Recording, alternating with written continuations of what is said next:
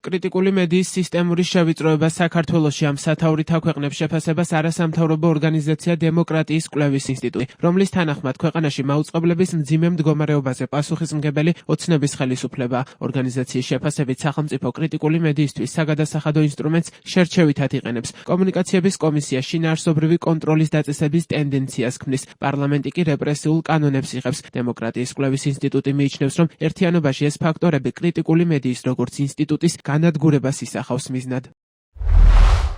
2025 წელს 17-მა რეგიონულმა მაუწყებელმა შეწყვიტა მაუწყებლობა. ამ პროცესის საგანგაშო გამოვლინება ტელეკომპანია ჰერეთისა და რადიო თბილისის მიერ მაუწყებლობის შეჩერება. კრიტიკული მედიისთვის სახელმწიფო საგადასახადო ინსტრუმენტს შერჩევითად იყენებს, მაშინ როდესაც ხელისუფლებასთან დაახლოებულ მსხვილ მაუწყებლებს, მაგალითად რუსთავიორს მრავალმილიონიანი დავალიანების რესტრუქტურიზაციის საშუალება ეძლევათ. რეგიონული ტელევიზიის თრიალეთის მიმართ 50-ჯერ ნაკლები ვალის გამო გამოყენებულმა ინკასომ და ყადაღამ მაუწყებლობის სრული პარალიზება გამოიწვია. მსგავსი შევიწროების შედეგად მთავარ მარხმას საბოლოოდ შეწყვიტა მაუწყებლობა, ხოლო ტელეკომპანიები ფორმულა და ტv პირველი ფუნქციური გაჩერების უშუალო საფრთხის წინაშე დგანან. საგანგაშოა კომუნიკაციების კომისიის მიერ შინაარსობრივი კონტროლის დაწესების ტენდენცია, კერძოდ ისეთი საჯაროდ აღიარებული ფაქტების ან დამკვიდრებული ტერმინების გამოყენება, როგორიცაა ოლიგარქი ან რეჟიმი, ხდება ფულადი სანქციებისა და სამართლებრივი დევნის საფუძველი. 2026 წლის 4 მარტს მიღებული საკანონმდებლო პაკეტი სახელმწიფოს მიერ კრიტიკულ მედიასთან ბრძოლის ლოგიკურ დასრულებას წარმოადგენს. ის ალტერნატიულ